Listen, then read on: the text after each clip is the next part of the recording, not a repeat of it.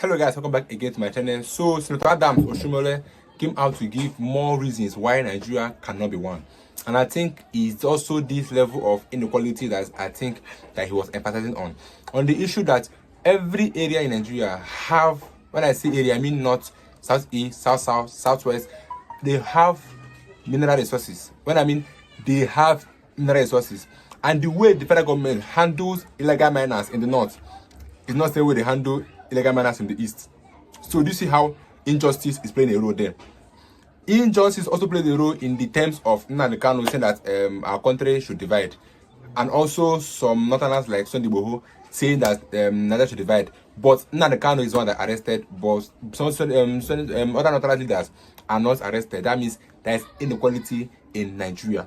The main reason why Nigeria cannot work is this, because you cannot treat a region like this and treat another like this, and then you are saying that we are one. We can never be one. We cannot be one. That's just the main gospel truth about this matter. And I love how Senator Adams Oshimole said this thing and explained this for us. So I think guys should just take a look at that video, and I'd love to know what you think about the video in the comment section. Don't forget to subscribe. I'll see you in my next video. Take a look at this video. There is no question in my view, and I come from an area where you have, like you rightly said, sir, there is hardly any part of Nigeria where you don't have solid minerals, even in the south-south. But what I observe, whereas the federal government is ruthless with people who are doing illegal oil buckling, and they deploy JTF to deal with those involved in illegal buckling. When it comes to illegal mining of solid minerals, the federal government changes. It's like using different standards. And I'm very angry about that. Because if we have to fight, deploy army, even to kill, for anyone who is involved in illegal buckling of oil, and you deploy JTF, a combination of army, police, air force, everybody, why are we allowing illegal mining in many parts of the country that is going on? And they are being mined by retired generals, and we know them. Yes, we know them. Nobody can pretend doesn't know them. I did a letter to retire former President Buhari, because somebody I sent to go and conduct a primary somewhere reported back to me, a retired general of Northern Instruction, told me that, look, Adams, you are worried about the challenge of conducting primaries in Zafara. The challenge he sees there is far more than that. And if it's not dealt with, Nigeria will not know peace in parts of the country. And this go all the way through all to Kaduna. And it up to, yeah, correct. And he told me that those involved in this illegal mining, they use choppers. They procure arms exactly the same way as our military were doing in the south-south.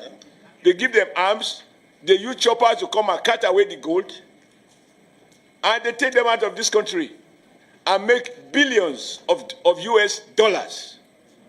And the federal government is not doing what it should be doing. I took this letter to the former president when I was national chairman of APC. And I said, call the general to give you more brief. In fact, what is happening, or what subsequently happened in that part of the country, was exactly what the general told me was going to happen. Because these guys have been weaponized by the illegal big men who deploy them, secure territories, and the weapon is meant to protect the Chinese and other foreigners who they actually employ to carry out the mining. And on occasion, they use the same weapon to carry out banditry, kidnapping, and all of the terrible things that are going on. Chief of Committee Chairman of Defense Staff, tell the defense I said so. That some retired military officers, army officers are involved in it. The day we can't tell the truth, this country cannot flourish. We can't change our, when it affects our people, we are at our best. We talk strong. Some other people appear to be above the law. That is what is going on with solid mineral. It is not that we don't know where it is. We have a whole survey of where we have what across the length and breadth of Nigeria. We also know I mean, everybody complaining about certain people from certain nationalities. How they got here, even as we are talking now, they are doing those illegal mining. And those guys are getting richer when Nigeria State is getting poorer. But we carry the consequences of banditry, kidnapping, and that which these on illegal armed men, which they equip. Sir, who can afford to buy a chopper to land in an illegal mining site, cut away gold, return to Sediti, and then on the way to airport, bam, take them out of the country? This is happening. So I agree with you, but my position is that we shouldn't, as senators, be lamenting. As senators, we should fix the problem. We should tell the executive, you must deploy exactly the same force that you deploy against illegal oil bunkering. That same force should be deployed to deal with criminals who are money. When I say criminal, it can be a retired general, it can be a retired permanent secretary, it can be a retired trade unionist or a retired labor leader. Whoever is involved, they should be dealt with. Let Nigeria see that we are not condoning this. We are not lamenting what is going on. You know, when you have a country of people who are above the law because they are supposed to have served the country, they have retired, and now they become the real barons. So I agree with you that the solid sector, and I'm happy with the word made by Baba that oil was discovered by accident. What they were looking for was solid minerals. And now what was discovered is like that what has become of the public sector, the power sector. We used to say generator as a standby. Now the standby is disco power. The real source of power is generator. You know, I don't think we should lament here. We should recommend steep penalties, and through the leadership of the Senate and the National Assembly, you know, draw President's attention that he has to find the political will to deal decisively with criminals that are cutting away our precious stones and other precious solid minerals. Thank you, sir, for this privilege. You know, I don't like to... what I didn't hear from you is whether there is a plan in the budget to provide for recruitment of more men. Because I know during the campaign we said we can double the size of the armed forces because the population of Nigeria has doubled from after the Civil War.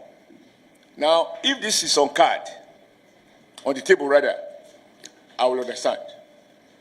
But our armed forces must be made accountable. They must be made accountable. Because it borders on blackmail. We say we don't give more money. Since I came here, I arrived at the Senate. We have done for the general nation 2 appropriations, 2024 and 2023. The armed forces, we've done several supplementary appropriations. And the revelation on the floor of the Senate is that they are buying the wrong equipment. Now, today, when you said we should do proper oversight, I raised that motion that the Committee on Navy, Army, Air Force, and others should benefit from robust National Assembly oversight functions. That motion was defeated. It is on record that the armed forces are oftentimes or sometimes procuring equipment that they really don't need. The issue of the yacht is one shining example of complete gold displacement. I think they spent about $6 million converted to Naira that they were asking for to maintain the yacht. And I remember President Buhari said he never asked them to buy yacht. Which president will go on a yacht? On holiday? So I think when you say we should remove them to first line charge, you must trace the origin of the security crisis we are facing today. The only thing I will favor for first line charge is education. Because people who are educated and skilled, they are unlikely to be so poor that a terrorist organization can easily recruit them.